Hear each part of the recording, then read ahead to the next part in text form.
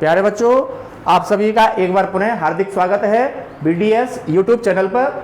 जैसा कि बेटा मैंने आपको जो पिछला हमारा वीडियो रहा था उसमें मैंने आपको टॉपिक लेके जो हम चल रहे थे वो हमारा टॉपिक था बेटा भारत की जनसंख्या और जनघनत्व को प्रभावित करने वाले कारक। ठीक है बेटा, जैसा कि आपको याद होना चाहिए, समझ में आ गया। आप वीडियो देख भी रहे होंगे, आपको पता भी होगा कि हमारा ये प्रश्न चल रहा है। ठीक है भाई, तो प्रश्न क्या था, दोबारा रिपीट कर रहा हूं कि भारत की जनसंख्या एवं जनघनत्व को प्रभावित करने वाले हमें निकालने हैं भैया कारक। समझ में आ गया। और बोर्ड के एग्जाम के लिए इस वाले प्रश्न को क्या कर लेना, मोस्ट कर लेना, वेरी वेरी मोस्ट कर लेना, है ना। कारकों में दो प्रकार के कारक हम यहाँ आपको लेकर चलेंगे। एक तो है भौतिक कारक, जिसी को ही मैंने कह दिया, दूसरा नाम भौगोलिक। समझ में आ गया।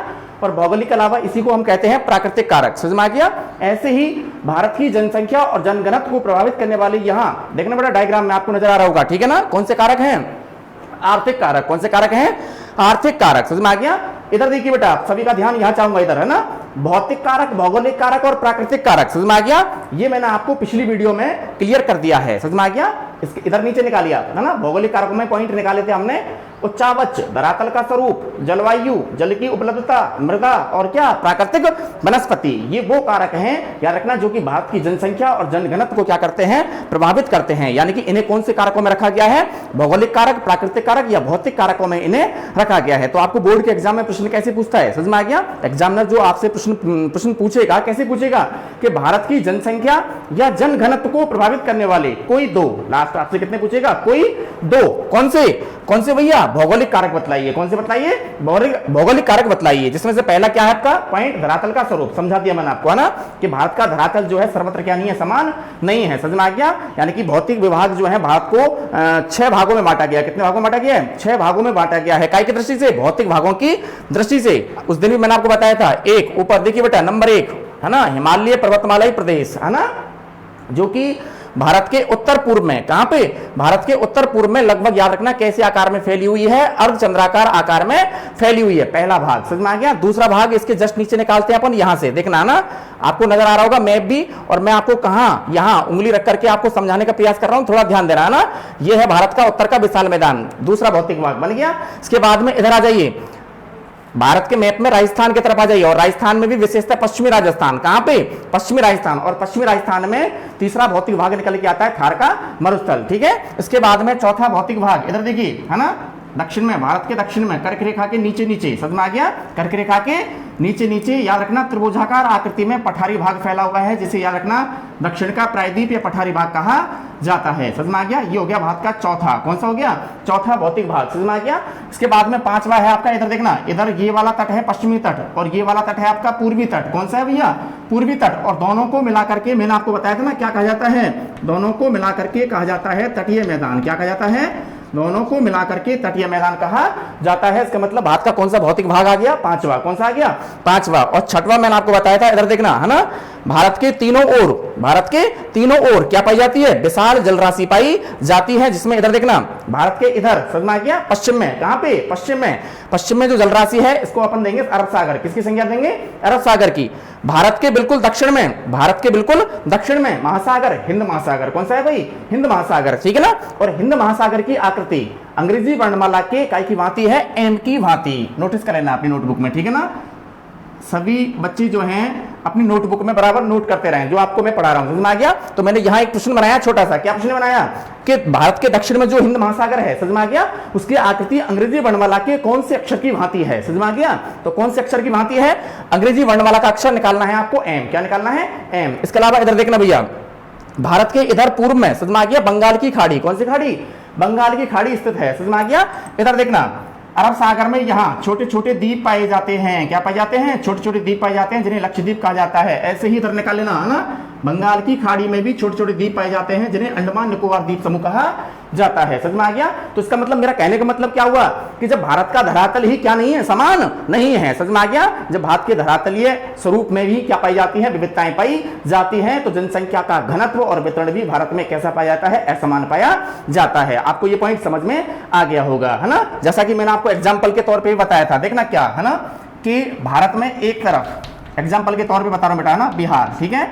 और भारत में एग्जाम्पल के तौर पर एक और राज्य है अरुणाचल प्रदेश। कौन सा है भैया? अरुणाचल प्रदेश। ऐसे ही केंद्र शासित प्रदेशों की बात करूं तो भारत में केंद्र शासित प्रदेश है दिल्ली, और एक और इसका उल्टा निकालें तो केंद्र शासित प्रदेश है अंडमान निकोबार द्वीप समूह। ठीक है ना बेटा, आपको याद होगा अगर आप बराबर नोट्स बना रहे हैं, समझ में आ गया, तो आपको समझ में आ गया होगा मैं यहां क्या कहना चाह रहा हूं आपको, है ना। क्योंकि बिहार, समझ में आ गया, बिहार भारत में सर्वाधिक जनघनत्व वाला राज्य है। आंकड़ा मैंने आपको पहले बता रखा है 1102 व्यक्ति प्रति वर्ग किलोमीटर, समझ में आ गया। इसके अलावा अरुणाचल प्रदेश सबसे कम जनघनत्व वाला राज्य, समझ में आ गया, कितना है अरुणाचल प्रदेश में जनघनत्व कितना है, मात्र 17 व्यक्ति प्रति वर्ग किलोमीटर। दिल्ली, केंद्र शासित प्रदेशों की बात करें, समझ में आ गया, तो केंद्र शासित प्रदेशों में दिल्ली का जनघनत्व सर्वाधिक है, समझ में आ गया, 11,297 व्यक्ति प्रति वर्ग किलोमीटर। और सबसे कम जनघनत्व वाले केंद्र शासित प्रदेश की बात करें तो आ जाता है अंडमान निकोबार द्वीप समूह, जहां मात्र प्रति वर्ग किलोमीटर में 46 व्यक्ति ही क्या करते हैं, निवास करते हैं। तो इसका मतलब इन एग्जाम्पल्स के माध्यम से आपको समझ में आ गया होगा कि भारत में जनघनत्व का या कहें तो जनसंख्या का जो वितरण है वो सर्वाधिक कैसा पाया जाता है, ऐसा मान पाया जाता है। समझ में आ गया। एक तरफ जैसा कि एक एग्जांपल और बताओ आपको, है ना, भारत में एक तरफ, समझ में आ गया, उत्तर प्रदेश, भारत का राज्य है उत्तर प्रदेश, जहां सर्वाधिक जनसंख्या निवास करती है, समझ में आ गया। और इसके विपरीत उल्टी बात करें, उल्टा एक राज्य उठाएं अपन, सिक्किम, भारत का राज्य है कौन सा, सिक्किम, जहां भारत की सबसे कम जनसंख्या जो है सिक्किम में निवास करती है। मात्र मैंने आपको बता रखे हैं, सारी चीज आपको ऑलरेडी मैंने पहले कहीं ना कहीं वीडियो में बता दी है बेटा, है ना। सिक्किम जहां की जनसंख्या 6.08 लाख है, कितनी है, 6.08 लाख है, समझ में आ गया। तो मेरा कहने का मतलब ये था बेटा, ये सारे पॉइंट आपको मैंने क्लियर कर दिए हैं। आज मैं बात करूंगा बेटा भारत के जनसंख्या घनत्व और वितरण को प्रभावित करने वाले कौन से कारक, आर्थिक कारक। कौन से कारक, आर्थिक कारक। अब आर्थिक कारक कौन से होते हैं, आर्थिक कारक, समझ में आ गया, रुपए, पैसे या धन से संबंधित होते हैं, समझ में आ गया। तो आर्थिक कारक मतलब जैसे मैं कहूं भाई मुझे उच्च वेतन मिल रहा है, और मुझे उच्च वेतन कहां मिल रहा है, तो मैं वहीं क्या करूंगा, अपनी जॉब पकड़ूंगा, समझ में आ गया, अपनी नौकरी करूंगा, समझ में आ गया, अपनी आजीविका के लिए मैं क्या करूंगा, रोजगार पकड़ूंगा, समझ में आ गया। तो इसका मतलब यहां देखिए पॉइंट आ भी गया होगा, उच्च वेतन। क्या आ गया बेटा, उच्च वेतन। तो उच्च वेतन व्यक्ति को जहां क्या करने के बाद, श्रम करने के बाद क्या होता है, प्राप्त होता है, तो व्यक्ति वहीं अपना क्या करता है, आजीविका चलाता है, कहें तो रोजगार जो है वहीं क्या कर लेता है, अपना पकड़ लेता है। उच्च वेतन चाहिए, समझ में आ गया। और उच्च वेतन जहां मिल रहा है, जिन क्षेत्रों में व्यक्ति को कार्य करने के उपरांत क्या मिलता है, उच्च वेतन मिलता है, वहां जनसंख्या सर्वाधिक पाई जाती है या जनघनत्व सर्वाधिक पाया जाता है, उच्च वेतन, है ना। पॉइंट मेरा कहने का मतलब ये है बेटा, आप बारी बारी से पॉइंट एक बार पढ़ लें, है ना। पॉइंट अपने आप में कोई भी ऐसा नहीं है जो कठिन है, समझ में आ गया, सारे पॉइंट इजी हैं, समझ में आ गया। इनका वर्णन आप स्वयं अपनी मर्जी से कर सकते हो, अपनी मनोशैली से कर सकते हो, समझ में आ गया। अपनी मनोशैली भी काम में लो आप, समझ में आ गया कि इनका वर्णन हम कैसे कर सकते हैं। ये हॉबी भी आपके अंदर होनी चाहिए कि कोई पॉइंट आ भी गया तो उसका वर्णन हम कैसे करेंगे, समझ में आ गया, उसका वर्णन हम कैसे करेंगे। तो रोजगार के साधन, समझ में आ गया। अब सीधी सी बात है, व्यक्ति अपना आवास कहां बनाता है, समझ में आ गया। तो व्यक्ति अपना आवास वहां बनाता है जहां उसे क्या उपलब्ध हो रहा है भैया, रोजगार के साधन क्या हो रहे हैं, उपलब्ध हो रहे हैं, समझ में आ गया। तो व्यक्ति ऐसे स्थानों पर ही अपना क्या बनाता है, आवास बनाता है, समझ में आ गया। जैसा कि आपने यहां, मैं आपका ध्यान चाहूंगा बेटा एक बार पुनः ब्लैक बोर्ड की ओर, नगरीकरण। एक मैं आपको यहां परिभाषा लिख रहा हूं, नगरीकरण, है ना। अब नगरीकरण का मतलब क्या होता है, नगरीकरण का मतलब क्या होता है ना। इधर देखना, नगरीकरण का मतलब ये होता है बेटा कि यहां हमने दो क्षेत्र ले लिए, समझ में आ गया, एक क्षेत्र और ये दूसरा क्षेत्र, समझ में आ गया। इधर ये हो गया ग्राम, ग्राम कह दो, गांव कह दो, बात एक है, समझ में आ गया। और इधर हो गया आपका शहर, समझ में आ गया। और लोग जो हैं लगातार, ध्यान देना बेटा क्या कर रहा हूं ना, लोग जो हैं लगातार ग्रामों से, कहां से भाई, ग्रामों से, समझ में आ गया, या गांवों से, है ना, लगातार कहां की ओर पलायन कर रहे हैं भैया, शहरों की ओर। कहां की ओर, शहरों की ओर पलायन कर रहे हैं। तो आपको यहां समझ जाना चाहिए, यहां लोग जो है गांवों से शहरों की ओर लगातार क्या कर रहे हैं, पलायन कर रहे हैं। तो सबसे बड़ा कारण क्या होगा, रोजगार की प्राप्ति, समझ में आ गया। किसकी प्राप्ति, रोजगार की प्राप्ति, समझ में आ गया। और इसीलिए क्या हो रहा है कि गांवों में जनसंख्या का अनुपात धीरे धीरे कैसा होता जा रहा है, कम, जबकि नगरों की जनसंख्या कैसी होती जा रही है, बढ़ती जा रही है, समझ में आ गया। क्योंकि नगरों में और भी बहुत सारी सुविधाएं हैं, समझ में आ गया, जो बेहतर स्थिति में पाई जाती हैं, समझ में आ गया। शिक्षा की सुविधाएं उच्च पाई जाती हैं, चिकित्सा और स्वास्थ्य की सुविधाएं भी उच्च पाई जाती हैं, समझ में आ गया। परिवहन की सुविधाएं उच्च पाई जाती हैं, संचार की सुविधाओं का विकास पाया जाता है, बहुत सारी सुविधाएं हैं, समझ में आ गया, कहां पे, नगरों में। और सबसे बड़ी बात तो यह है कि लोगों को वहां आसानी से बराबर क्या प्राप्त हो जाता है, रोजगार प्राप्त हो जाता है, समझ में आ गया। तो इसका मतलब पहला पॉइंट क्लियर हो जाना चाहिए बेटा आपका ना, रोजगार के साधन ये जनसंख्या और जनघनत्व को क्या करते हैं, प्रभावित करते हैं। दूसरी बात, आय के साधन, आय के साधन जहां सर्वाधिक मात्रा में उपलब्ध हैं, जिन क्षेत्रों में या जिन प्रदेशों में, समझ में आ गया, उन प्रदेशों में जनसंख्या जो है कैसी पाई जाती है, सघन पाई जाती है, समझ में आ गया। और जिन क्षेत्रों में, याद रखना बेटा, क्या आय के साधन क्या नहीं है, उपलब्ध नहीं है, तो सीधी सी बात है भैया, वहां की जनसंख्या कर देना विरल। कैसी कर देना बेटा, विरल। ठीक है बेटा, आगे बढ़े, आगे देखिए, प्रति व्यक्ति आय, कैसी आय? कि प्रति व्यक्ति आय का मतलब क्या होता है कि कोई भी व्यक्ति XYZ है ना, तो वो क्या कमाता है, समझ में आ गया? प्रतिदिन उसकी कमाई क्या है, उसकी अर्निंग क्या है, उसकी आर्थिक स्थिति कैसी है, प्रति व्यक्ति आय, समझ में आ गया? तो प्रति व्यक्ति आय जिन क्षेत्रों में कैसी पाई जाती है? उच्च पाई जाती है। कैसी पाई जाती है? उच्च पाई जाती है। तो उन क्षेत्रों में सघन जनसंख्या पाई जाती है, समझ में आ गया? और जिन क्षेत्रों में या जिन प्रदेशों में या जिन राज्यों में व्यक्ति की आय, प्रति व्यक्ति आय निम्न पाई जाती है, तो वहां याद रखना जनसंख्या का घनत्व और जनसंख्या जो है विरल स्थिति में पाई जाती है। समझ में आ गया? तीसरा पॉइंट हो गया अपना, कौन सा? प्रति व्यक्ति आय। उसके बाद में उच्च वेतन मैंने आपको बता दिया। उसके बाद में शिक्षा की सुविधाएं, बिल्कुल मानव जीवन के लिए ये भी बहुत जरूरी है। समझ में आ गया कि शिक्षा का स्तर जो है कैसा होना चाहिए? उच्च होना चाहिए। समझ में आ गया? और शिक्षा की सुविधाएं जिन प्रदेशों में या कहें तो बेटा भरपूर या पर्याप्त मात्रा में पाई जाती हैं, तो वहां भी जनसंख्या जो है सघन पाई जाती है। समझ में आ गया? तो ये हो गया आपका अगला पॉइंट, क्या? शिक्षा की सुविधाएं। ये पॉइंट थोड़ा समझना, समझ में आ गया? खनिज और ऊर्जा संसाधन, इसको थोड़ा गहराई से समझना आप, है ना, आ जाएगा आपको समझ में, क्योंकि आपके इसी खंड व में, समझ में आ गया, जो आपकी किताब चली हुई है खंड व, समझ में आ गया, और आगे आने वाले जो लेसन होंगे उनमें भी कहीं ना कहीं नाम आएगा काई का? खनिज का। ध्यान दीजिएगा बेटा, मैं अंडरलाइन कर रहा हूं खनिज, और काई का नाम आएगा? ऊर्जा खनिज। किसका नाम आएगा? ऊर्जा खनिज का, ठीक है ना? ध्यान दीजिएगा बेटा, यहां मैं खनिज की परिभाषा लिख रहा हूं, है ना? आप चाहें तो अपनी नोटबुक जो आपने बनाई हुई है और जहां आप नोटिस कर रहे हैं वहां भी आसानी से क्या कर सकते हैं? नोटिस कर सकते हैं। अब बेटा, तो आर्थिक कारक चल रहे थे अपने, रोजगार के साधन आ गया, उसके बाद में आय के साधन, ठीक है, उसके बाद में आ गया बेटा प्रति व्यक्ति आय, उसके बाद में आ गया उच्च वेतन। क्या आ गया? उच्च वेतन। और उसके बाद में आ गया शिक्षा की सुविधाएं। अगला पॉइंट जो हमारा है यहाँ पे ध्यान दीजिएगा, खनिज एवं ऊर्जा संसाधन, ठीक है बेटा? अब खनिज एवं ऊर्जा संसाधन को मैं आपको समझा रहा हूं, ठीक है, समझना, ठीक है? सबसे पहले मैं आपको बता देता हूं कि खनिज किसे कहा जाता है, ठीक है ना? खनिज कैसे निकाले जाते हैं, ठीक है भाई? ध्यान दीजिएगा बेटा, मैं आपको थोड़ा सा विद मैप बता रहा हूं, है ना, मानचित्र के सहित समझाने का प्रयास कर रहा हूं। ध्यान दीजिएगा, मान लीजिए ये है बेटा आपकी धरातलीय सतह। क्या है? धरातलीय सतह, यानी कि वो सतह जिस सतह पर मानव रहता है, समझ में आ गया? वो सतह जिस पर मानव रहता है या अपना आवास बनाता है, समझ में आ गया? अच्छा जी, इसके बाद आगे देखिएगा, है ना, हम अब धरातलीय सतह से जैसे जैसे, याद रखिएगा बेटा, कहाँ जाते हैं? पृथ्वी के कहाँ जाते हैं? भूगर्भ में जाते हैं। पृथ्वी के भूगर्भ का मतलब पृथ्वी के आंतरिक भाग में जाते हैं, समझ में आ गया? अच्छा जी, उसके बाद आगे देखना, पृथ्वी के भूगर्भ में, यानी कि याद रखना विभिन्न प्रकार के, ठीक है ना, तत्व या कहूँ तो पाए जाते हैं पदार्थ। क्या पाए जाते हैं? तत्व या पदार्थ पाए जाते हैं, समझ में आ गया? और इन तत्वों को या इन पदार्थों को, समझ में आ गया, काय के माध्यम से विभिन्न प्रकार की, काय के माध्यम से विभिन्न प्रकार की, काय के माध्यम से खनन प्रक्रियाओं के माध्यम से, खनन प्रक्रियाओं के माध्यम से, ठीक है, खनन प्रक्रियाओं के माध्यम से पृथ्वी के भूगर्भ में पाए जाने वाले इन विभिन्न प्रकार के तत्वों या विभिन्न प्रकार के पदार्थों को काय के माध्यम से, ध्यान दीजिएगा, विभिन्न प्रकार की खनन प्रक्रियाओं के माध्यम से, समझ में आ गया? कहाँ लाया जाता है? धरातलीय सतह पर लाया जाता है। कहाँ लाया जाता है भैया? धरातलीय सतह पर लाया जाता है। तब जाकर के याद रखना ये क्या कहलाते हैं? खनिज कहलाते हैं। साथ में ये भी ऐड कर देना, है ना? आ गया? कहाँ ले आए हम? धरातलीय सतह पर। कहाँ ले आए भाई? धरातलीय सतह पर, समझ में आ गया?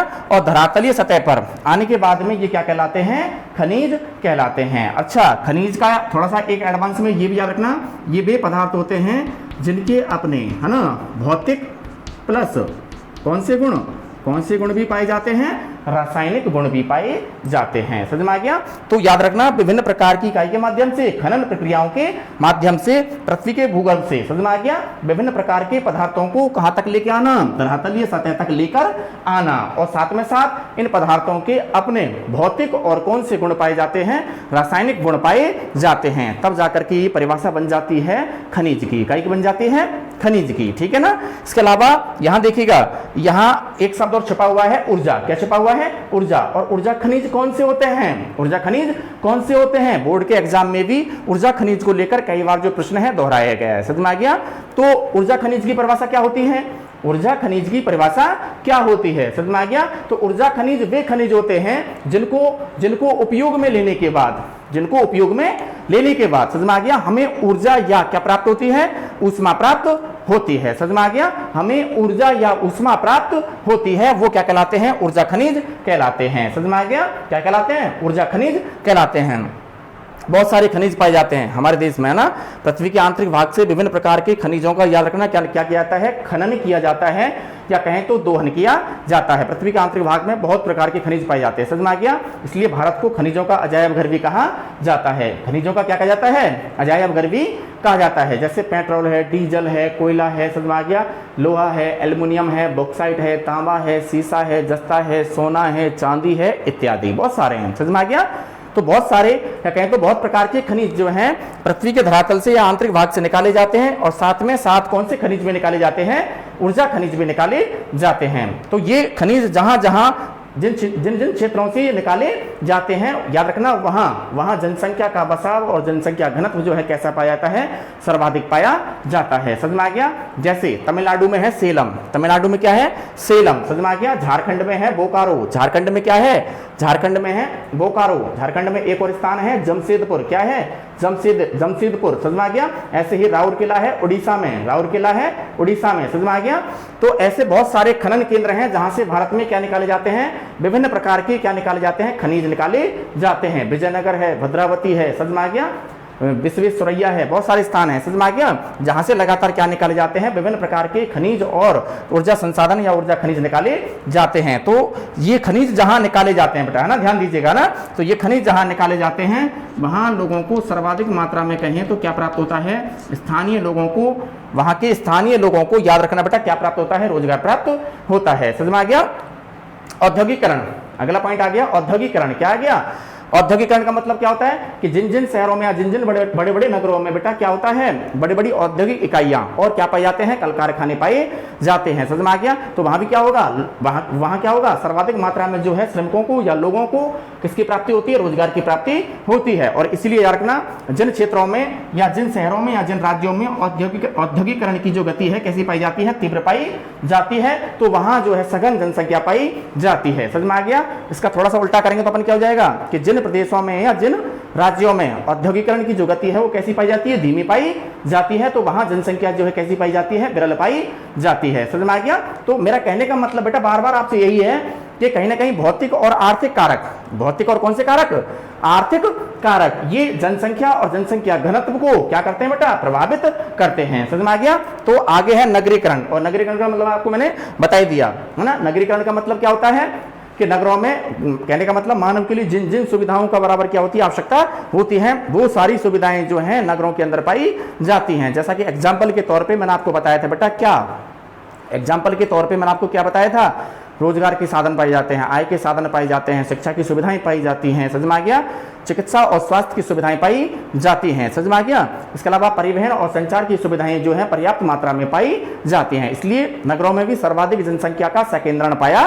जाता है। समझ में आ गया, सकेंद्रण का मतलब जमा पाया जाता है। ठीक है बेटा, तो मेरा कहने का मतलब ये आपके हैं बेटा कौन से कारक, आर्थिक कारक। ठीक है, नोटिस कर लेना नोटबुक में, ठीक है ना। तो आर्थिक कारक बराबर क्या क्या हो गए, रोजगार के साधन, आय के साधन, प्रति व्यक्ति आय, उच्च वेतन, शिक्षा की सुविधाएं, खनिज और क्या, ऊर्जा संसाधन, और उसके बाद में औद्योगिकरण, और उसके बाद में लास्ट में आ गया नगरीकरण। समझ में आ गया। देखो बेटा आगे सामाजिक कारक भी होते हैं, राजनीतिक कारक भी होते हैं, लेकिन उनकी तरफ हमें क्या नहीं करना है, ध्यान नहीं करना है। आपको तो अपने सिलेबस के अकॉर्डिंग ये दोनों कारक, समझ में आ गया, भौतिक, भौगोलिक और प्राकृतिक कारक, और इधर आपको याद रखना कौन से कारक, आर्थिक कारक। समझ में आ गया, याद रखने हैं। जैसा कि मैं आपको एक बार और पुनः एक प्रश्न बना करके आपको बता दूं कि ऐसे आपके बीच में जो है प्रश्न बनकर आता है। समझ में आ गया, जैसे मैंने कह दिया आपको कि भारत की जनसंख्या एवं जनघनत्व को प्रभावित करने वाले, समझ में आ गया, कौन से कारकों की विवेचना कीजिए या कौन से कारक बतलाइए, आ गया सामने कौन से, आर्थिक कारक। समझ में आ गया, तो उम्मीद करता हूं बेटा ये प्रश्न आपको समझ में आ गया होगा। समझ में आ गया कि भारत में जो है जनसंख्या का वितरण या जनघनत्व, या भारत में जनसंख्या जो है सर्वाधिक कैसी पाई जाती है, असमान पाई जाती है। और असमान क्यों पाई जाती है, क्योंकि कहीं तो सघन जनसंख्या पाई जाती है और कहीं कैसी पाई जाती है, विरल जनसंख्या पाई जाती है। यानी कि जनघनत्व और जनसंख्या जो है इसका वितरण कैसा पाया जाता है, असमान पाया जाता है। क्यों, क्योंकि भौतिक कारक, एक तरफ तो निकालेंगे अपन कौन से कारक, भौतिक कारक, और एक तरफ निकालेंगे अपन कौन से कारक, आर्थिक कारक जो कि जनसंख्या और जनघनत्व को क्या करते हैं, प्रभावित करते हैं। ठीक है बेटा, आ गया होगा आपको प्रश्न समझ में, है ना। अगला प्रश्न चलते हैं अपन। ठीक है भाई, देखना भारत में, ठीक है, भारत में सर्वाधिक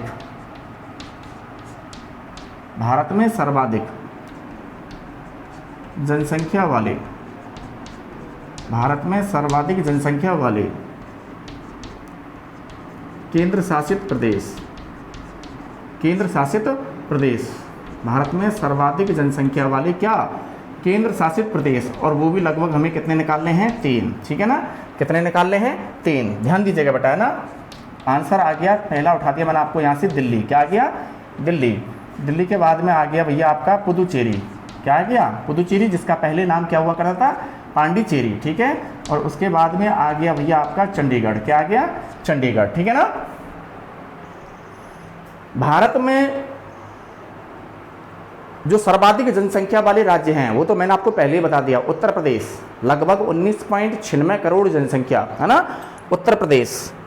ये रहा आपका, नेपाल के जस्ट नीचे, समझ में आ गया। उत्तर प्रदेश भारत में सर्वाधिक जनसंख्या वाला राज्य है, 19.96 करोड़ यहाँ की लगभग क्या है, जनसंख्या है, समझ में आ गया। और भारत में सबसे कम जनसंख्या वाला राज्य यहाँ नेपाल और भूटान।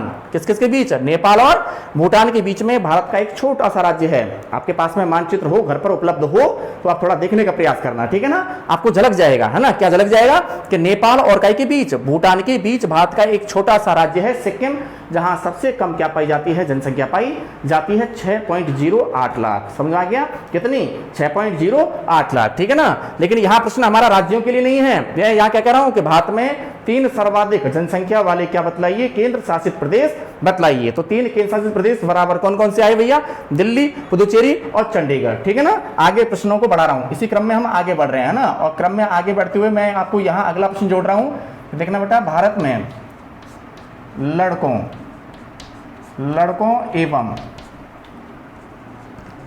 लड़कों एवं लड़कियों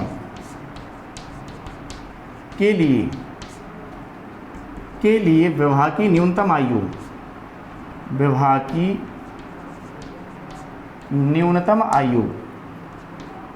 क्या निर्धारित की गई है। समझ में आ गया, न्यूनतम आयु क्या निर्धारित की गई है, न्यूनतम आयु क्या निर्धारित की गई है। समझ में आ गया, ये प्रश्न बनाया मैंने आपको, है ना बेटा।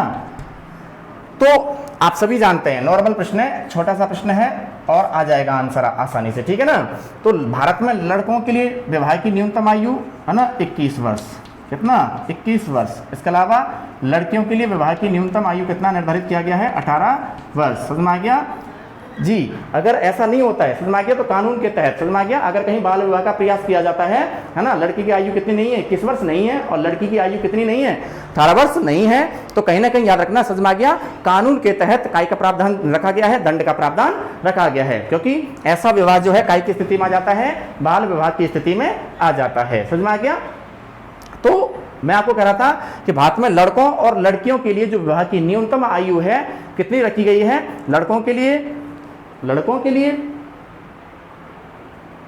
तो बेटा इसका मतलब अगर आयु इतनी नहीं है, समझ में आ गया, तो उसे बाल विवाह की इकाई में रखा गया है, श्रेणी में रखा गया है। समझ में आ गया। ऐसा होने पर क्या होता है, कानून के तहत दंड का क्या रखा गया है, प्रावधान रखा गया है। समझ में आ गया। अच्छा जी, इसके बाद में अगला प्रश्न देखिएगा भैया ना। अगला प्रश्न हमारा ये है कि मैं यहां प्रश्न बना देता हूं पहले, है ना। किस दशक में भारत की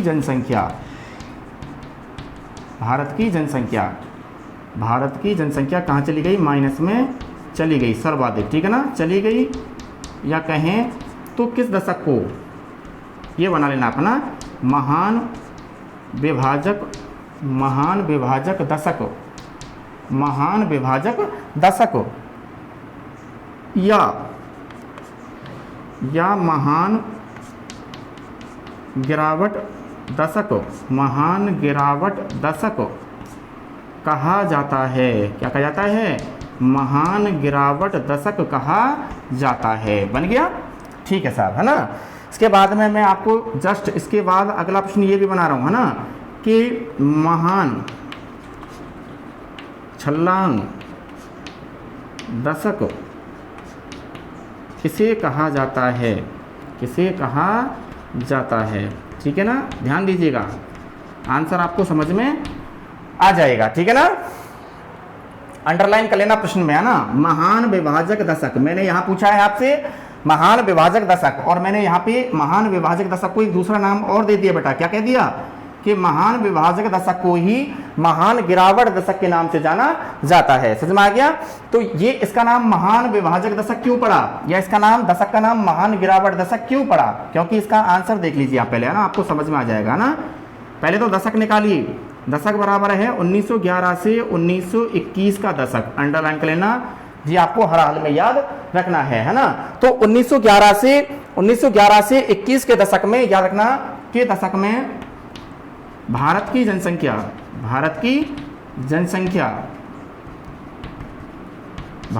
जनसंख्या वृद्धि दर अत्यंत माइनस में चली गई। कहने का मतलब मैं सीधा ही लिख रहा हूं, -0.31% तक चली गई। ठीक है ना, तक क्या हो गई, चली गई। कहने का मतलब सर्वाधिक बराबर क्या देखी गई, जनसंख्या वृद्धि में कमी देखी गई। समझ में आ गया, कितनी चली गई, प्रतिशत में निकाल देना और अंडरलाइन कर लेना। ठीक है ना, तो 1911 से 21 के दशक में भारत की जनसंख्या वृद्धि दर माइनस कितनी चली गई, -0.31% तक चली गई। इसका मतलब 1911 से 21 के दशक में, ध्यान देना बेटा प्यारे बच्चों, कि 1911 से 21 के दशक में याद रखना भारत की जनसंख्या जो है माइनस कितने चली गई, -0.31% तक चली गई। समझ में आ गया।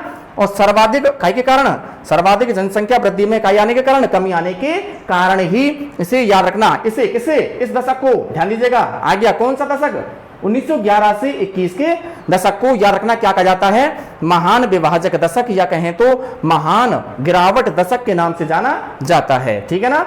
अब यहां ध्यान देना, मैं यहां एक प्रश्न और ऐड कर रहा हूं, है ना, कि 1911 से 21 के दशक में भारत की जनसंख्या जो है कहां चली गई, माइनस में चली गई, है ना, -0.31% तक चली गई, या गिरावट दर्ज की गई, या कहें तो जनसंख्या वृद्धि में स्थिरता दर्ज की गई, या नकारात्मकता दर्ज की गई। समझ में आ गया। तो क्यों की गई, है ना, जनसंख्या माइनस में गई तो क्यों गई, उसके बराबर क्या बतलाइए, कारण बतलाइए। ठीक है ना, कारण पहला बता रहा हूं मैं आपको, है ना, क्योंकि 1911 से 21 के दशक में साक्षरता का बराबर क्या देखा गया, अभाव देखा गया। पहला कारण याद रखना, है ना, साक्षरता का क्या देखा गया, अभाव। दूसरा कारण देखना, है ना, इसी दशक में भारत में क्या उत्पन्न हुई थी, प्राकृतिक आपदाएं। क्या उत्पन्न हुई थी, प्राकृतिक आपदाएं, प्लस याद रखना अनेक प्रकार की इसी दशक में भारत में उत्पन्न हो गई महामारियां। क्या उत्पन्न हो गई, महामारियां। समझ में आ गया, या महामारी आ गया। उसके बाद में तीसरा कारण निकाल रहा हूं मैं आपको यहाँ, ना, और तीसरा कारण बराबर ये है स्वास्थ्य प्लस याद रखना काय की सुविधाओं में, चिकित्सा की सुविधाओं का अभाव, चिकित्सा की सुविधाओं का अभाव। ठीक है ना, चिकित्सा की सुविधाओं का अभाव, ये मोस्ट कर लेना प्रश्न, ये भी है ना, बोर्ड के एग्जाम में ये भी आ जाता है कभी कभी, है ना। अच्छा जी, उसके बाद में आगे देखिएगा बेटा, है ना, कारण थोड़े और बढ़ा रहा हूं मैं आगे, है ना, देखना क्या बढ़ा रहा हूं, है ना जी। इसी क्रम में मैं आगे अगला पॉइंट चौथा बढ़ा देता हूं। कारण के तौर पे यहां बन जाता है जन्म दर एवं मृत्यु दर, जन्म दर एवं मृत्यु दर दोनों का कैसा पाया जाना, उच्च पाया जाना। कैसा पाया जाना, उच्च पाया जाना। और एक पांचवा कारण और बना रहा हूं मैं आपको यहाँ, भोजन, याद रखना ये भी पॉइंट है ना, भोजन एवं आधारभूत सुविधाओं का अभाव। आधारभूत किनका अभाव, सुविधाओं का अभाव। ठीक है ना। अब देखिए भाई, ठीक है भाई, देखिए तो आपको ये तो समझ में आ गया होगा कि महान विभाजक दशक, ठीक है भाई, महान विभाजक दशक, और इसी को मैंने कह दिया महान गिरावट दशक। किसे कहा जाता है, दशक निकाल लो पहले, तो आप क्या निकालोगे, 1911 से 21, ये वो समय अवधि है जिसे याद रखना महान गिरावट दशक या महान विभाजक दशक के नाम से जाना जाता है। समझ में आ गया। 1911 से 21 के दशक को, क्यों, क्योंकि इस दशक में भारत की जनसंख्या में अत्यंत क्या देखी गई, कमी देखी गई, या कहें तो ऋणात्मक वृद्धि जो है देखी गई। समझ में आ गया। भारत की जनसंख्या जो है अत्यंत बराबर इकाई में चली गई, माइनस में चली गई, और माइनस में भी कितनी चली गई, -0.31% तक चली गई। यहां एक प्रश्न और जुड़ गया, क्या जुड़ गया, कि इस दशक में जनसंख्या जो है अत्यंत कहां की ओर चली गई, कमी की ओर चली गई, या जनसंख्या की जो वृद्धि है वो कहां तक दर्ज की गई, -0.31% तक दर्ज की गई। तो यहां जनसंख्या माइनस में चली गई, इसके क्या कारण रहे, समझ में आ गया। जनसंख्या में क्या बनी रही, स्थिरता बनी रही, समझ में आ गया। या जनसंख्या वृद्धि में यहां कैसे प्रभाव देखे गए, नकारात्मक प्रभाव देखे गए, समझ में आ गया। तो जनसंख्या में स्थिरता कौन से वाले दशक में, 1911 से 21 के दशक में क्यों बनी रही, उसका कारण सीधा सीधा है कि इसी दशक में साक्षरता का अनुपात कैसा हो गया, निम्न हो गया। दूसरी बात, अनेक प्रकार की प्राकृतिक आपदाएं जैसे सूखा, अकाल या बाढ़, समझ में आ गया, महामारियों के तौर पर इसी दशक में महामारी का लगभग जन्म हुआ था, प्लेग जैसी महामारी का, समझ में आ गया। जिसके कारण याद रखना है ना, मृत्यु दर कैसी थी, उच्च, कैसी थी भाई, उच्च। स्वास्थ्य एवं चिकित्सा सुविधाओं का अभाव, अब क्या होगा, समझ में आ गया, जब स्वास्थ्य और चिकित्सा की सुविधाएं ही नहीं है तो क्या होगा, समझ में आ गया, वही मृत्यु दर बराबर फिर कैसी हो जाती है, उच्च हो जाती है। जन्म दर और मृत्यु दर दोनों कैसी हैं, उच्च। और भोजन प्लस कैसी आधारभूत सुविधाओं का इस दशक में क्या देखा गया, अभाव देखा गया, ठीक है ना। ये हो गया आपका, ध्यान दीजिएगा, महान विभाजक दशक, या इसी को कहा जाता है महान गिरावट दशक। दशक 1911 से 21 और कितनी गई, ध्यान दीजिएगा, -0.31। और इसके अलावा कारण क्या रहे, है ना, कि इस दशक में जो है जनसंख्या जो है कैसी बनी, स्थिर बनी रही, या कहें तो माइनस की ओर चली गई, समझ में आ गया। तो कारण मैंने आपको निकाल दिए, पांचों बिंदु आप भी बेटा, है ना प्यारे बच्चों, नोटिस करते रहना, है ना, नोट करते रहना अपनी नोटबुक के अंदर, क्या प्रश्न मैंने आपको बनाया और क्या आंसर सॉल्व करके मैंने आपको उसका समझाया, आपको समझ में आ गया। देखिए भाई अगला प्रश्न है ना, ये महान गिरावट दशक है या महान विभाजक दशक है, तो इसका एक उल्टा प्रश्न बनेगा, याद रखना। उल्टा प्रश्न किस दशक में, किस दशक में, या किस दशक को महान छलांग दशक, महान छलांग दशक के रूप में, महान छलांग दशक के रूप में क्या किया जाता है, जाना जाता है, ठीक है भाई। तो यहां अगला दशक भी पूछ रहा है हमसे, तो इस दशक में भारत की जनसंख्या माइनस में नहीं गई भैया, जबकि इस दशक में भारत की जनसंख्या में सर्वाधिक क्या देखी गई, वृद्धि देखी गई, समझ में आ गया। उल्टा प्रश्न है, गिरावट के बजाय अब पूछ रहा है छलांग दशक, समझ में आ गया। तो देखिएगा बेटा, है ना, इस दशक में भी दशक दूसरा निकल के आएगा, आगे बढ़िए, है ना। तो जनसंख्या के इतिहास में जब ये समय आता है कौन सा, 1961 से 1971 आ गया, तो ये बन गया भैया दशक, क्या बन गया, दशक। तो इसका मतलब 1961 से 1971 के दशक में, ध्यान दीजिएगा, है ना, क्या हुआ, तो 1961 से 1971 के दशक में, ठीक है, भारत की जनसंख्या में, या भारत की जनसंख्या वृद्धि दर में, ठीक है ना, भारत की जनसंख्या वृद्धि दर सर्वाधिक, भारत की जनसंख्या वृद्धि दर सर्वाधिक दर्ज की गई, क्या की गई, सर्वाधिक दर्ज की गई। और कितनी की गई, मैं वो कोष्टक में लिख रहा हूं प्रतिशत, ठीक है ना, कितनी दर्ज की गई, 24.80, कितनी, 24.80, ठीक है। अब यहां तक तो ये हो गया आपका दशक, ठीक है ना। अब कारण, अब क्या निकाल रहा हूं मैं यहाँ पे बेटा, कारण, काई का कारण, कि जनसंख्या में सर्वाधिक वृद्धि यहां देखी गई, कौन से वाले दशक में, 1961 से 1971 के दशक में सर्वाधिक क्या देखी गई, जनसंख्या वृद्धि दर देखी गई। नोटिस कर लेना, अंडरलाइन कर लेना, कितनी आ गई, 24.80, ठीक है। इसके बाद में मैं आपको कह रहा था कि सर्वाधिक जनसंख्या वृद्धि दर दर्ज की गई 24.80। तो कारण क्या रहे कि यहाँ जो है जनसंख्या में हमें लगातार क्या देखने को मिली, उच्च वृद्धि दर जो है देखने को मिली, समझ में आ गया। तो तीव्र जनसंख्या वृद्धि दर के यहाँ कारण क्या थे, पहला कारण निकाल लीजिए, है ना, निकाल रहा हूं मैं आपको यहाँ, बेहतर स्वास्थ्य एवं चिकित्सा की, बेहतर स्वास्थ्य एवं चिकित्सा की सुविधाएं, ठीक है। और दूसरा कारण यहाँ अपन निकाल दें, तो दूसरा कारण बराबर यहाँ रहेगा, निकाल दिया अपन ने, बेहतर जीवन स्तर, क्या निकाल दिया, बेहतर जीवन स्तर, ठीक है। और तीसरा पॉइंट और निकाल दें तो यहाँ बन जाता है लगभग मृत्यु दर में तीव्र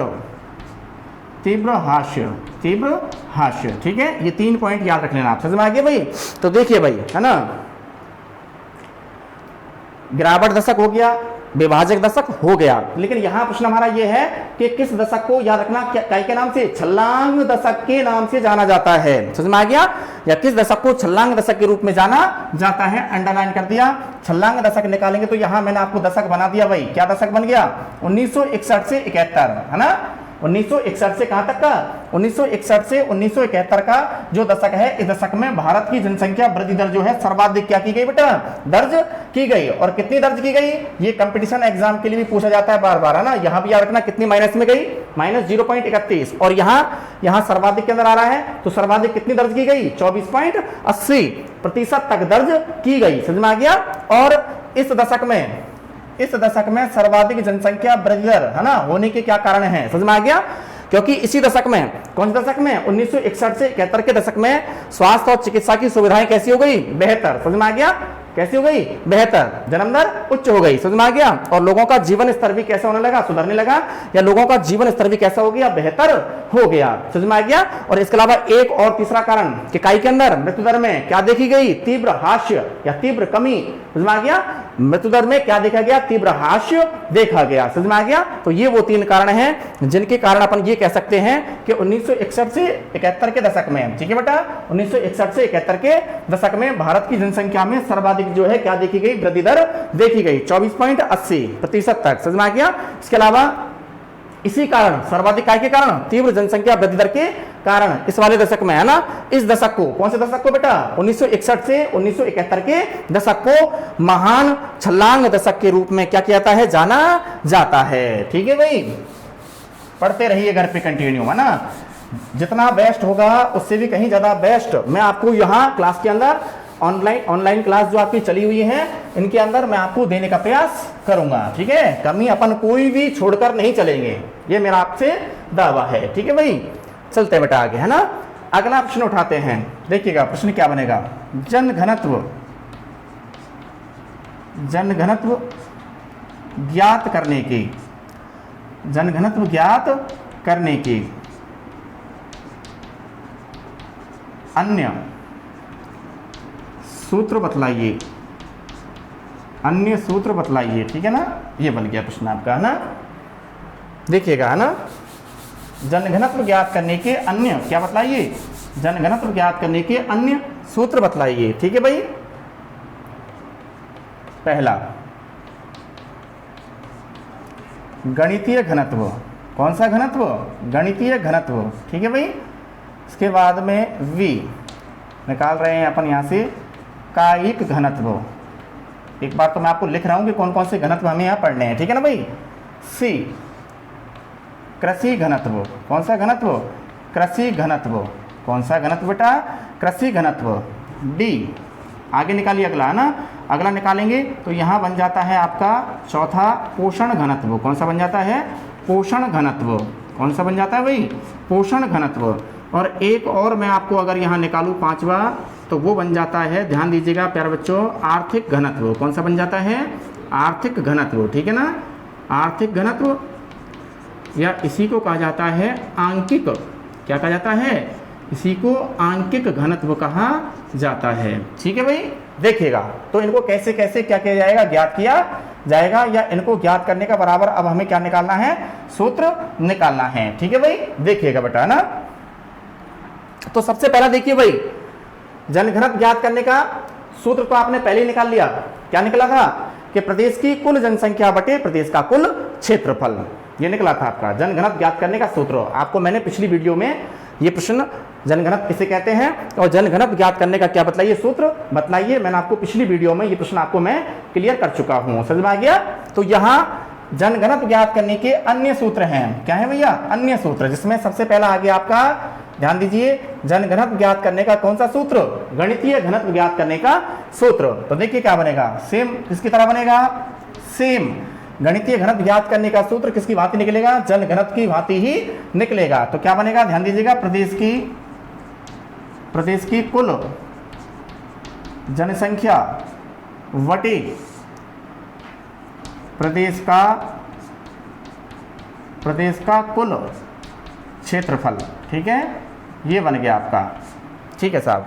इसके बाद में कायिक घनत्व ज्ञात करने का सूत्र है, क्षेत्र की कुल जनसंख्या, क्षेत्र की कुल जनसंख्या बटे क्षेत्र की कुल कृषि योग्य भूमि। ठीक है भाई, कुल कृषि योग्य भूमि बन गया। ठीक है भाई, उसके बाद में अगला है हमारे पास में कृषि घनत्व। कौन सा है? कृषि घनत्व है ना।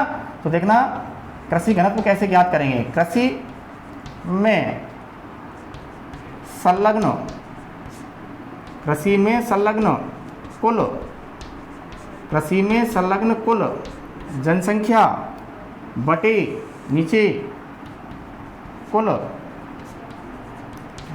कृषि योग्य भूमि। ठीक है, अगला आ गया हमारे पास में पोषण घनत्व। क्या आ गया भाई? पोषण घनत्व। और पोषण घनत्व ज्ञात करने का सूत्र है कुल जनसंख्या बटे खाद्यान्न, खाद्यान्न फसलों, खाद्यान्न फसलों के अंतर्गत, खाद्यान्न फसलों के अंतर्गत क्षेत्रफल, खाद्यान्न फसलों के अंतर्गत क्षेत्रफल। ठीक है ना। एक और बच्चा बेटा हमारे पास में नीचे नीचे आपको नजर आ रहा होगा, कौन सा है? आर्थिक घनत्व या आंकिक घनत्व ज्ञात करने का क्या बतलाइए? सूत्र बतलाइए। तो यहां देखिएगा है ना, यहां सूत्र क्या बनेगा? जनसंख्या का, जनसंख्या का सूचकांक, जनसंख्या का सूचकांक नीचे बटे लगाते हुए नीचे लिखिए उत्पादकता का, उत्पादकता का सूचकांक, उत्पादकता का सूचकांक और इंटू कर देना कितना? 100। कितना कर देना? 100। समझ में आ गया? देखिए तो ये बेटा जनघनत्व ज्ञात करने के अन्य क्या हो गए? सूत्र हो गए। समझ में आ गया? जिसमें पहला है गणितीय घनत्व, और गणितीय घनत्व सेम किसकी तरह है? सेम किसकी भांति है? जैसा कि हमने पहले भी निकाला था, है ना बेटा। जनघनत्व ज्ञात करने का क्या बतलाइए? सूत्र बतलाइए। निकाला था तो प्रदेश की कुल जनसंख्या, जैसा कि यहाँ पे भी आ रहा है ना, तो गणितीय घनत्व बराबर क्या बन गया? प्रदेश की कुल जनसंख्या बटे प्रदेश का कुल क्षेत्रफल। समझ में आ गया? अच्छा इधर देखिए, थोड़ा सा मैं आपको यहाँ एक चीज नोटिस करा रहा हूँ ना, नोट करना बेटा। क्या कह रहा हूँ ना कि जो 2001 में, कब? 2001 में, ठीक है, 2001 में या 2001 की जनगणना के अनुसार भारत का जनघनत्व कितना था? 324 व्यक्ति प्रति वर्ग किलोमीटर आया था। 324 व्यक्ति प्रति वर्ग किलोमीटर। और यही भारत का जनघनत्व 2011 में बढ़कर आगे निकालेंगे तो हो जाता है भारत का जनघनत्व 382 व्यक्ति प्रति वर्ग किलोमीटर। समझ में आ गया? तो भारत जैसे, है ना, हालांकि ये जो हमने घनत्व निकाला है, जनघनत्व निकाला है ना, ये किसकी श्रेणी में जाता है? ये गणितीय घनत्व कहलाता है। क्या कहलाता है? गणितीय घनत्व कहलाता है। ठीक है ना, ये गणितीय घनत्व है। समझ में आ गया?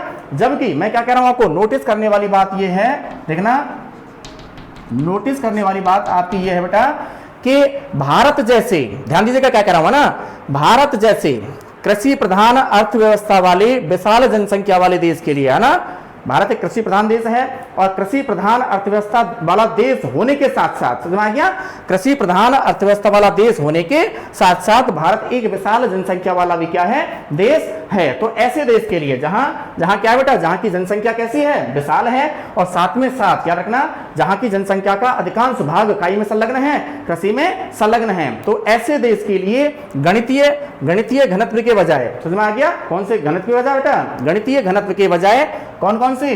कायिक घनत्व और कृषि घनत्व, है ना। तो कौन कौन से घनत्व? कायिक घनत्व और कौन सा घनत्व? कायिक घनत्व के साथ साथ एक और बताया मैंने आपको, कौन सा घनत्व? कृषि घनत्व जो होते हैं या कृषि घनत्व जो होता है, ये कैसे माने जाते हैं? उपयोगी माने जाते हैं, है ना। तो ये जो मैंने आपको बताया आंकड़ा, ये कौन सी कैटेगरी में जाता है? कौन सी श्रेणी में जाता है? गणितीय घनत्व की श्रेणी में जाता है। जबकि मैंने आपको क्या कहा, भारत जैसे कृषि प्रधान एवं विशाल जनसंख्या वाले देश के लिए, समझ में आ गया, कौन से घनत्व? गणितीय घनत्व के बजाय, किसके बजाय? गणितीय घनत्व के बजाय कायिक एवं कृषि घनत्व को क्या माना गया है? सर्वाधिक उपयोगी माना गया है। ठीक है ना भाई, आगे चलते हैं। ठीक है भाई, अगला देखिए भाई, अगला है हमारा कायिक घनत्व ज्ञात करने का सूत्र। जैसा कि मैंने आपको निकाला हुआ है, सेम ऐसे ही आप उतारते हुए चले और ऐसे ही इनको आपको याद रखना है। समझ में आ गया? क्षेत्र की ऊपर लिखा हमने, क्षेत्र की कुल जनसंख्या बटे नीचे लिख दिया क्षेत्र की कुल कृषि योग्य भूमि। आ गया? अच्छा जी, इसके बाद में अगला है कृषि घनत्व ज्ञात करने का सूत्र।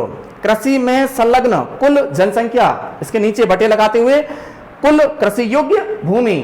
ठीक है भाई, ये हो गया आपका क्या, कृषि घनत्व ज्ञात करने का सूत्र। उसके बाद में अगला आ रहा है पोषण घनत्व ज्ञात करने का सूत्र। तो निकाल देना कुल जनसंख्या, क्या किया भाई, कुल जनसंख्या बटे नीचे क्या कर दिया, खाद्यान्न फसलों के अंतर्गत कुल क्षेत्रफल, खाद्यान्न फसलों के अंतर्गत कुल क्षेत्रफल। बचा एक और हमारे पास में, नीचे निकालिए आर्थिक घनत्व, या इसी को मैंने दूसरा नाम दे दिया क्या, आंकिक घनत्व ज्ञात करने का सूत्र। ठीक है बेटा, और आंकिक घनत्व ज्ञात करने का सूत्र बराबर क्या हो गया कि भैया सीधा सीधा है जनसंख्या का सूचकांक, जनसंख्या का सूचकांक बटे नीचे लगा दिया क्या, उत्पादकता का सूचकांक, और इनटू यहां कितना कर दिया 100, कितना कर दिया 100। तो ये हो गया आपका आर्थिक घनत्व ज्ञात करने का सूत्र। और ये भी हो गया, और ये भी क्लियर हो गया कि याद रखना कि जनघनत्व ज्ञात करने के अन्य सूत्र कौन कौन से हैं। तो याद रखना, यहां पहला निकाला हमने गणितीय घनत्व, दूसरा निकाला हमने कौन सा, बोलिए कायिक घनत्व, और तीसरा हमने निकाला कौन सा कृषि घनत्व, और चौथा निकाला हमने यहाँ पे कौन सा भैया, पोषण घनत्व। कौन सा निकाला, पोषण घनत्व। और लास्ट में हमारा आ ही रहा है, कौन सा आ रहा है, आर्थिक या आंकिक घनत्व। ठीक है बेटा, चलते हैं आगे और, है ना, देखिएगा भाई।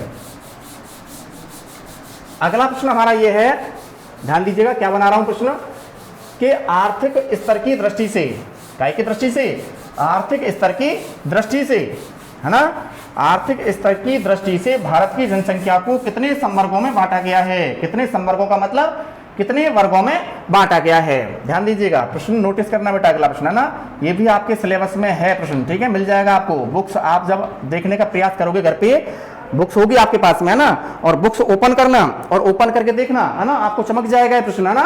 आर्थिक स्तर की दृष्टि से, काय की दृष्टि से, आर्थिक स्तर की दृष्टि से, आर्थिक स्तर की दृष्टि से भारत की जनसंख्या को, काय को भाई, भारत की जनसंख्या को, भारत की जनसंख्या को कितने, भारत की जनसंख्या को कितने संवर्गों में, कितने संवर्गों में, या कितने कहें तो वर्गों में, कितने वर्गों में, वर्गों में बांटा गया है। वर्गों में क्या किया गया है, बांटा गया है, वर्गों में बांटा गया है। बन गया प्रश्न आपका, है ना। याद रखना प्रश्न का आधार क्या है, काय की दृष्टि से, आर्थिक स्तर की दृष्टि से, समझ में आ गया। और भारत की जनसंख्या को कितने वर्गों में बांटा गया है। ठीक है भाई, देखना भाई, यहां कितने वर्गों में बांटा गया है, काय की दृष्टि से, आर्थिक स्तर की दृष्टि से भारत की जनसंख्या को, याद रखिएगा बेटा, 3 वर्गों में बांटा गया है ना। छोटे छोटे प्रश्न भी बन जाएंगे यहां से, है ना। पहले तो 3 वर्ग निकालते हैं, वो 3 वर्ग कौन कौन से हैं। पहला जिसका नाम है भैया मुख्य श्रमिक, क्या बन गया, मुख्य श्रमिक बन गया। दूसरा निकालिए, दूसरा निकालेंगे तो यहां बन जाएगा, दूसरे वाले श्रमिक का नाम है सीमांत, सीमांत श्रमिक, क्या बन गया, सीमांत श्रमिक। ठीक है, और तीसरा वाला जो हम यहां निकालेंगे क्या, श्रमिक, जिसका नाम बनेगा आपका अश्रमिक, क्या बनेगा भैया, अश्रमिक कहा जाता है उसे, क्या कहा जाता है, अश्रमिक कहा जाता है। तो ध्यान दीजिए बेटा ना, तो आर्थिक स्तर की दृष्टि से भारत की जनसंख्या को कितने संवर्गों में या कितने वर्गों में बांटा गया है। तो याद रखना, कितने वर्गों में बांट दिया भैया, डायग्राम के अकॉर्डिंग आप देख पा रहे होंगे, है ना। तो कितने वर्गों में बांट दिया भैया, भारत की जनसंख्या को आर्थिक स्तर की दृष्टि से कितने वर्गों में बांट दिया, 3 वर्गों में बांट दिया। पहला क्या निकला, मुख्य श्रमिक, दूसरा क्या निकला, सीमांत श्रमिक, और तीसरा क्या निकला, अश्रमिक, क्या निकला, अश्रमिक। समझ में आ गया। बारी बारी से इनकी डेफिनेशन, इनकी परिभाषाएं क्या बनेंगी, वो भी हम निकालने का प्रयास करेंगे। समझ में आ गया। जानना जरूरी होता है कि अश्रमिक किसे कहते हैं, सीमांत श्रमिक किसे कहते हैं, और भैया क्या मुख्य श्रमिक किसे कहते हैं। तो सबसे पहला अपन यहीं से उठा के चल रहे हैं। ठीक है भाई, पहला ए, है ना। तो पहला ए बराबर आपका श्रमिक है मुख्य श्रमिक। कौन सा है, मुख्य श्रमिक। अब मुख्य श्रमिक क्या होता है ना, आपको यहाँ अवधि, अवधि का मतलब प्रतिवर्ष में, समझ में आ गया। यानी कि प्रतिवर्ष में 183 दिनों से, कितने दिनों से, 183 दिनों से अधिक, 183 दिनों से अधिक कार्य करने वाला, अधिक कार्य करने वाला, कार्य करने वाला श्रमिक क्या कहलाता है, निकाल देना क्या कहलाता है, सीधा सीधा बन गया आंसर हमारा, क्या कहलाता है, मुख्य श्रमिक कहलाता है। ठीक है, क्या कहलाता है? मुख्य श्रमिक कहलाता है। ठीक है ना। तो मुख्य श्रमिक की परिभाषा क्या बनी? हमें अवधि 1 वर्ष मानना है या प्रतिवर्ष में, और 1 वर्ष में या प्रति वर्ष में, है ना, दिनों की संख्या जरूर याद रखना बेटा। आपसे रिक्वेस्ट है मेरा, आपको क्या याद रखना है? दिनों की संख्या। ठीक है ना। तो प्रति वर्ष में कितने दिनों से? 183 दिनों से अधिक कार्य करने वाला क्या? श्रमिक। इसको किसकी संज्ञा दी गई है? इसको मुख्य श्रमिक की संज्ञा दी गई है। आगे होगा आपको समझ में, है ना बेटा जी। इसी क्रम में अगला उठाएंगे अपन, यहां से आ गया भैया सीमांत श्रमिक। कौन सा आ गया बेटा? सीमांत श्रमिक आ गया। और सीमांत श्रमिक की अब हमें क्या निकालनी है? परिभाषा निकालनी है। देखिए क्या करना आपको, है ना। मुख्य श्रमिक में आपने कितने दिनों से अधिक उठाया? बोलिए 183 दिनों से अधिक आ गया। 183 दिनों से अधिक। यहां थोड़ा सा नीचे आएंगे, थोड़ा सा चेंज करना है हमें, ज्यादा कुछ चेंज नहीं करना। ठीक है ना, थोड़ा सा चेंज करना है। क्या चेंज करना है? कि भैया प्रतिवर्ष में परिभाषा वैसे बनाओगे आप, है ना। प्रतिवर्ष में 183 दिनों से अधिक की जगह अपन क्या करेंगे? कम। क्या करेंगे बेटा? कम। समझ में आ गया। तो प्रति वर्ष में 183 दिनों से कम कार्य करने वाला श्रमिक अब क्या बन जाएगा? सीमांत श्रमिक। तो बना दीजिए परिभाषा, है ना। तो कहां पे भैया? प्रति वर्ष में। कहां पे बेटा? प्रति वर्ष में 183 दिनों से 183 दिनों से कम कार्य करने वाला, कम कार्य करने वाला श्रमिक निकाल देना। क्या कहलाता है? सीमांत श्रमिक कहलाता है। क्या कहलाता है? सीमांत श्रमिक कहलाता है। निकाल दिया। क्या कहलाता है भाई? सीमांत श्रमिक कहलाता है। ठीक है साहब। उसके बाद में अब मैं आगे बढ़ रहा हूं बेटा, ना। सी बराबर अगला जो हमने वर्ग निकाला था आ जाएगा अश्रमिक। कौन सा आ जाएगा? अश्रमिक। कौन सा आ जाएगा भाई? अश्रमिक आ गया। अब अश्रमिक कौन सा होता है? मैं अपने शब्दों में ही इसको अगर परिभाषित करूं, काई को? अश्रमिक को। ठीक है ना। अपने शब्दों में ही अगर मैं अश्रमिक को क्या करूं बेटा? परिभाषित करूं, तो अश्रमिक की बड़ी सीधी सी ही परिभाषा है। क्या है? कि यह वह श्रमिक होता है जो लगभग कहें तो इसके पास पूरे वर्ष में करने के लिए कोई भी क्या नहीं होता? कार्य नहीं होता है। समझ में आ गया? ये कहें तो कैसी स्थिति में बैठा हुआ है? बेरोजगारी की स्थिति में बैठा हुआ है। या ये कहें तो ये जो है याद रखना, ये कैसा बैठा हुआ है? लगभग निठल्ला बैठा हुआ है। मेरा कहने का मतलब इसके पास करने के लिए कोई भी क्या नहीं है? कार्य नहीं है। समझ में आ गया? तो यह कहलाएगा आपका अश्रमिक। क्या कहलाएगा? अश्रमिक। समझ में आ गया? तो अश्रमिक को भी परिभाषित कर दो, है ना। क्या बनाओगे? कि वह व्यक्ति जो पूरे वर्ष भर लगभग कैसा रहता है? निकाल देना। बेरोजगार। कैसा रहता है? बेरोजगार रहता है या होता है। समझ में आ गया? और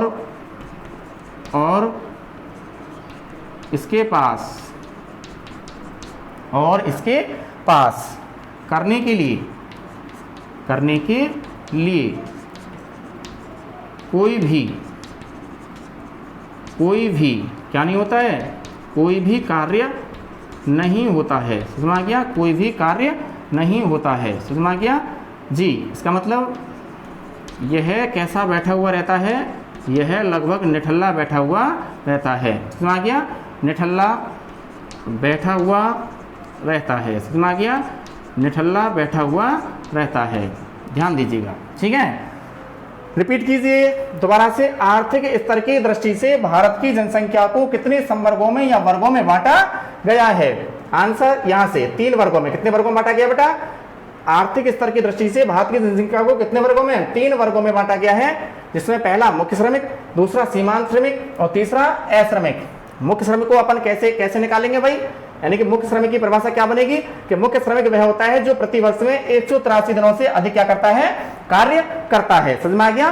और सीमांत श्रमिक कौन सा होता है? यह वह श्रमिक होता है जो प्रति वर्ष में 183 दिनों से, बात तो यहां पे भी आ रही है काई की? 183 दिनों की। लेकिन सीमांत श्रमिक वह श्रमिक होता है जो प्रति वर्ष में 183 दिनों से कम, समझ में आ गया, क्या करता है? कार्य करता है। समझ में आ गया? तो यह कहलाएगा आपका सीमांत श्रमिक। ठीक है बेटा। उसके बाद में तीसरा श्रमिक हमारे पास में निकला हुआ है अश्रमिक। कौन सा निकला हुआ है? अश्रमिक और अश्रमिक कौन होता है? यह वह व्यक्ति होता है जो लगभग पूरे वर्ष कैसा होता है? बेरोजगार होता है या बेरोजगारी की स्थिति में होता है। इसके पास करने के लिए कोई भी क्या नहीं होता है? कार्य नहीं होता है। लगभग यह कैसी प्रवृत्ति के अंदर पाया जाता है? निठल्लेपन की प्रवृत्ति में पाया जाता है। आ जाएगा। तो ये हो गया आपका कौन सा श्रमिक? अश्रमिक। अब सुनना बेटा, भले आप अपने नोटबुक में अपना जो आपने कॉपी बनाया हुआ है वहां भले ही, है ना, यहां से थोड़ा सा मिटा रहा हूं मैं, है ना, नोटिस डालना, है ना। और इसी प्रश्न के अंदर थोड़ा सा हमें एक पंक्ति और ऐड करनी है। क्या ऐड करनी है बेटा? है ना, देखना। तो 2011 की जनगणना के अनुसार, है ना, 2011 क्या है? यहाँ पे जनगणना है हमारे पास में, है ना। तो 2011 के अनुसार मैं सीधा ही बतला देता हूं आपको, है ना। 2011 के अनुसार भारत में ठीक है श्रमिकों, भारत में श्रमिकों, ठीक है, श्रमिकों का मतलब मैं यहाँ पे बात करूंगा, दो टाइप के श्रमिक उठा रहा हूं मैं, है ना, कोष्टक में लिख रहा हूं। एक तो आ गया मुख्य श्रमिक, कौन सा आ गया? मुख्य श्रमिक। और एक यही इसी के साथ में जोड़ रहा हूं मैं, कौन सा श्रमिक? सीमांत श्रमिक, ठीक है, सीमांत श्रमिक। यानी कि भारत में श्रमिकों का अनुपात निकालना है, लेकिन वो आपका किसका अनुपात? श्रमिकों का अनुपात किसके सहित आना है? जिसमें मुख्य श्रमिक भी शामिल हैं और सीमांत श्रमिक भी शामिल हैं, ठीक है ना। तो भारत में श्रमिकों का अनुपात मुख्य श्रमिक और सीमांत श्रमिक दोनों को मिलाकर के 39.8% है, ठीक है ना। ये लिख दिया, आंकड़ा अंडरलाइन कर लेना, ठीक है ना भाई। 39 पॉइंट कितना है?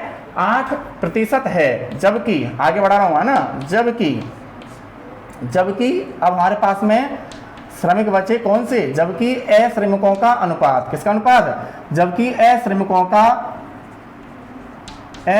का अनुपात, और अश्रमिकों का अनुपात बराबर यहां निकाल देना, कितना है भैया? लगभग 60% है। ये देखिए बेटा, है ना, क्या नोटिस किया आपने, है ना। तो आर्थिक स्तर की दृष्टि से 3 वर्ग हो जाते हैं, ये तो आपको भलीभांति समझ में आ गए, ठीक है भाई। इसमें मुख्य श्रमिक, पहला मुख्य श्रमिक, दूसरा सीमांत श्रमिक, तीसरा अश्रमिक। तो यहाँ जो नोटिस करने वाली बात मैं आपको कह रहा था ना, इसमें हमें एक तो काय का अनुपात निकालना है श्रमिकों का। आ गया, देखो यहाँ मैंने ये उंगली रखी हुई है, देखना बेटा, ना, अंडरलाइन भी कर दिया आपको, है ना। एक तो हमें काय का अनुपात निकालना है श्रमिकों का, और एक हमें अनुपात यहाँ निकालना है काय का? अश्रमिकों का। किनका निकालना है? अश्रमिकों का। समझ में आ गया। तो श्रमिकों का अनुपात किन किन से मिलकर बना हुआ है? मैं दोबारा दोहरा रहा हूं बेटा, है ना। तो श्रमिकों का अनुपात मुख्य श्रमिक और सीमांत श्रमिक से मिलकर बना हुआ है। तो इसका मतलब भारत में 2011 की जनगणना के अनुसार श्रमिकों का अनुपात किन किन के सहित? मुख्य श्रमिक और सीमांत श्रमिकों के सहित कितना है? श्रमिकों का अनुपात कितना है? 39.8% है। आ गया। अब निकालते हैं जबकि किनका अनुपात? जबकि अश्रमिकों का अनुपात लगभग कितना है? लगभग 60% है। समझ में आ गया। तो यहां आपको यह भी जानना बहुत जरूरी है। समझ में आ गया। अब चलते हैं अपन अगले प्रश्न की ओर। आ गया होगा बेटा आपको ये समझ में, ठीक है भाई। चलते हैं आगे, है ना। अगला प्रश्न हमारा है राष्ट्रीय युवा नीति। कौन सी नीति? राष्ट्रीय युवा नीति। ध्यान दीजिएगा, है ना, राष्ट्रीय युवा नीति, जिसको इंग्लिश में शॉर्ट में बोलते हैं NYP। समझ में आ गया। को भारत सरकार के द्वारा कब अपनाया गया? किसको भैया?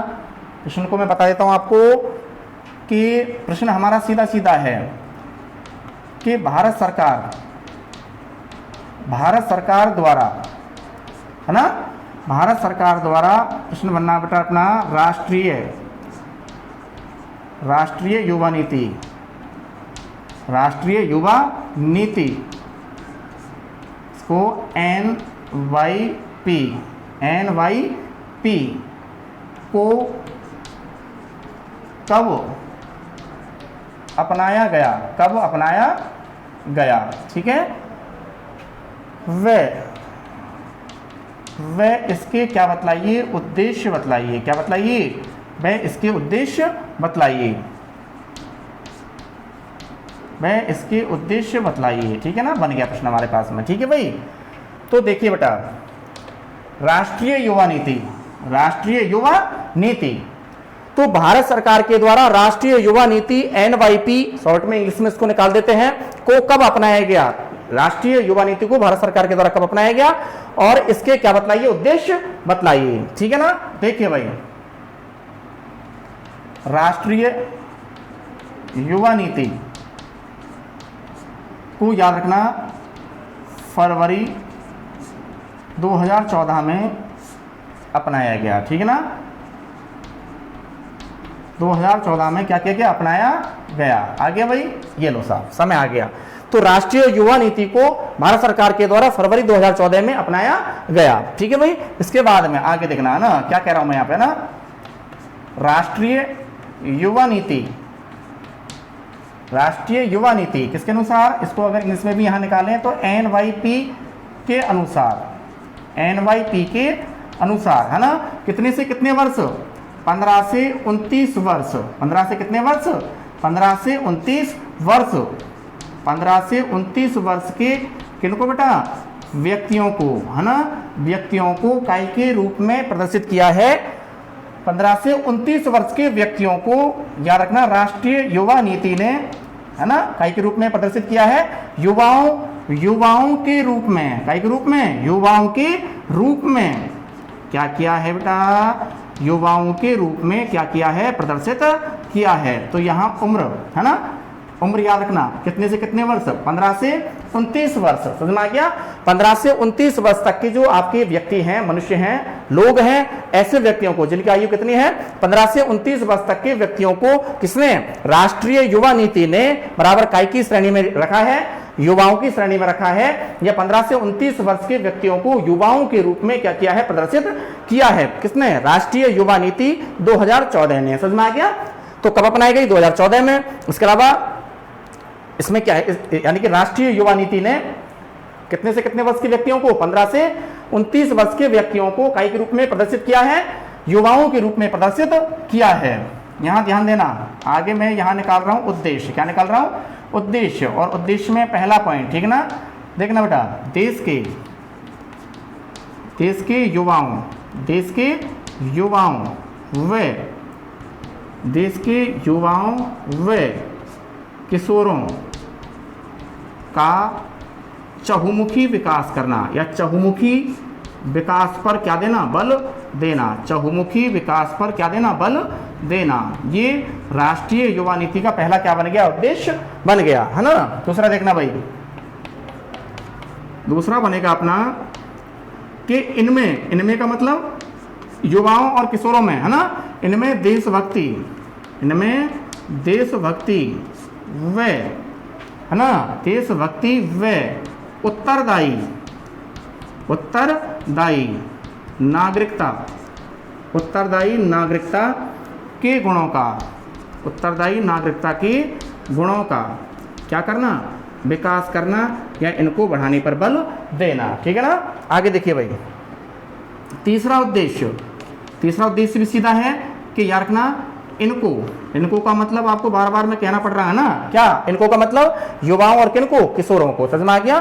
तो इनको बराबर कैसा मार्गदर्शन देना, इनको बराबर उचित क्या देना, मार्गदर्शन देना। ठीक है ना। और मार्गदर्शन प्रदान करना, ताकि क्या होगा आगे, है ना, ताकि ये राष्ट्र के कौन से विकास में, रचनात्मक विकास में, कौन से विकास में बेटा, रचनात्मक विकास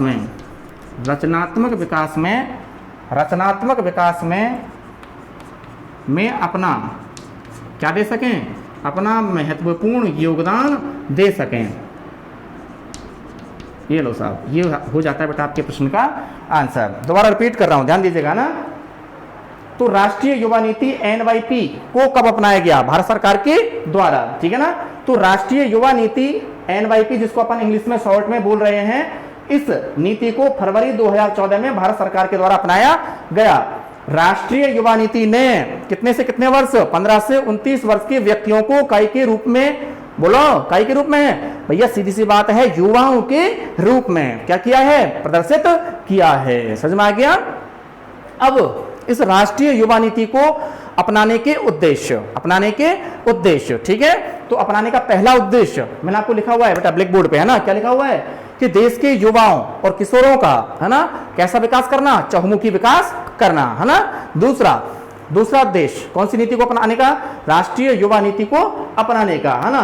क्या कि इनमें का मतलब युवाओं और किशोरों में कौन सा भाव? देशभक्ति का भाव, और साथ में साथ उत्तरदायी नागरिकता के गुणों का क्या करना? विकास करना, या इनको बढ़ाने पर क्या देना? बल देना, ठीक है। और तीसरा उद्देश्य किसका भैया? राष्ट्रीय युवा नीति का, कि इनमें क्या ना, यानी कि इनमें का मतलब कि जो आपके युवा और किशोर हैं इनको बेटा कैसा? उचित मार्गदर्शन प्रदान करना। कैसा मार्गदर्शन? उचित मार्गदर्शन प्रदान करना, ताकि ये राष्ट्र के कौन से विकास में? रचनात्मक विकास में। लिखा हुआ मैंने आपको यहाँ, है ना।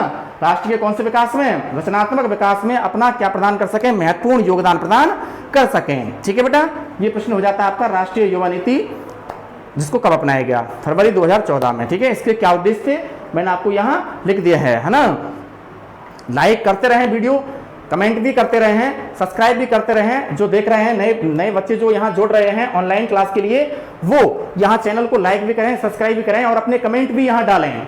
कोई चीज आपको अगर वहां बैठे बैठे कोई सता रही है तो आप डाल दीजिए, सर इसको थोड़ा हमें समझाने का प्रयास करें, मैं आपको बिल्कुल आंसर सहित आपको वहां समझाऊंगा, है ना। वहां भी आपको मैं समझाने का प्रयास करूंगा कमेंट के माध्यम से, ठीक है ना बेटा। तो ये हमारा टॉपिक आज के लिए यहीं अपन छोड़ते हैं। इसके बाद आपको मैं बता देता हूं जो हमारे अगले टॉपिक यहाँ शेष हैं लेसन के अंदर, है ना। एक सुनना बेटा थोड़ा सा, ना, जनसंख्या संगठन या जनसंख्या संरचना, ठीक है ना। ये टॉपिक है जनसंख्या संरचना या जनसंख्या संगठन। किताब ओपन करके देख लेना भले ही आप, है ना, मिल जाएगा आपको ये टॉपिक, ठीक है ना। और जनसंख्या संगठन की जो विशेषताएं हैं उनमें देखना, एक मैं यहाँ देखना नोटिस करा रहा हूँ आपको, ना, भाषाई संगठन, ठीक है, धार्मिक संरचना या धार्मिक संगठन, ठीक है, ग्रामीण नगरीय संरचना, ठीक है। इसके अलावा आगे चलें तो आ जाता है श्रमजीवी संगठन। क्या गया? श्रमजीवी संगठन, ठीक है। इसके अलावा एक और आएगा जनसंख्या की व्यावसायिक संरचना। ये 5 बिंदुओं का हमें क्या करना है? वर्णन करना है काय के अंदर? जनसंख्या संरचना या जनसंख्या संगठन के अंदर। एक तो आपका ये है, समझ में आ गया। एक तो आपका ये है, समझ में आ गया। और एक आपका जो प्रश्न है, ठीक है, इस लेसन के अंदर आने वाला है वो ये है कि याद रखना बेटा, बता देता हूं आपको, है ना, वीडियो एंड करने से पहले आपको बता देता हूं, है ना। एक प्रश्न आपका ये बनेगा कि 1901 से 2011 की जो ये अवधि है ना, इस अवधि में भारत में क्या देखने को मिली? जनसंख्या की वृद्धि देखने को मिली। इसका मतलब 1901 से, ध्यान दीजिएगा क्या कर रहा हूं ना, 1901 से 2011 की अवधि के मध्य भारत की हुई जनसंख्या वृद्धि के कालों को, समझ में आ गया? कितनी प्रावस्थाओं में, यानी कि कितनी अवस्थाओं में बांटा गया है? 4 अवस्थाओं में बांटा गया है। इन 4 अवस्थाओं का भी हम क्या करेंगे? अध्ययन करेंगे कि 1901 से कहां तक? 2011 तक। 1901 से कहां तक? 2011 तक। कितने काल बनते हैं? 4 काल बनते हैं। पहला, इधर देखिए बेटा, पहला 1901 से 1921, समझ में आ गया। इस काल को कहा जाएगा स्थिर जनसंख्या वृद्धि का काल, ठीक है। दूसरा, चलिए इधर देखिए, है ना, नोटिस करा रहा हूं मैं आपको बेटा, है ना। दूसरा बनेगा आपका, है ना, 1921 से आगे बढ़िए, 1921 से 1951 बन गया समयकाल बन गया, अवधि बन गई ना। तो ये कहां से कहां तक बना? दूसरा वाला 1921 से 1951, ठीक है ना। इसको कहा जाएगा निरंतर जनसंख्या वृद्धि का काल, बन गया। तीसरे की तरफ चलिए, यहां तीसरा उठा लिया मैंने आपको, है ना। तो तीसरा बराबर क्या बनेगा? तीसरा बराबर भी इजी है, क्या बनेगा? तीसरा क्या बनेगा? निरंतर वाला तो ये बन गया आपका निरंतर जनसंख्या वृद्धि का काल। तीसरा बनेगा आपका तीव्र जनसंख्या वृद्धि का काल। किसका बनेगा? तीव्र जनसंख्या वृद्धि का काल, जो कि 1951 से 1981 बचा हमारे पास में चौथा। कौन सा बना? चौथा। और चौथा जो है इसका नाम क्या बनेगा? घटती, ध्यान दीजिएगा क्या कह रहा हूं, घटती जनसंख्या वृद्धि का काल 1981 से कहां तक? 2011 तक लास्ट में, समझ में आ गया। तो ये 4 अवस्थाएं बनती हैं, समझ में आ गया। पहला स्थिर जनसंख्या वृद्धि का काल, निरंतर जनसंख्या वृद्धि का काल, उसके बाद में तीव्र जनसंख्या वृद्धि का काल, और उसके बाद में लास्ट में, सबसे लास्ट में क्या रह जाएगा? घटती जनसंख्या वृद्धि का काल। और काल कैसे बांटा हमने? 1901 से एक काल तो कहां तक चला? स्टार्ट में 1901 से 1921 चल गया। और उसके बाद में 1921 से आगे बढ़िए, 1921 से कितना हो गया? 1951 से आगे बढ़िए, 1951 से कहां तक हो गया? 1981 तक। और लास्ट में जो आपका घटती जनसंख्या वृद्धि का काल बना बेटा, ये 1981 से लास्ट नवीनतम जनगणना कहां तक आ गई? 2011 तक। तो इसका मतलब इसका समय काल क्या बन गया? 1981 से 2011 तक, ठीक है बेटा। आप पढ़ते रहें घर पे, ठीक है बेटा, और बदस्तूर पढ़ते रहें, कंटिन्यू पढ़ते रहें, ठीक है बेटा। Best of luck.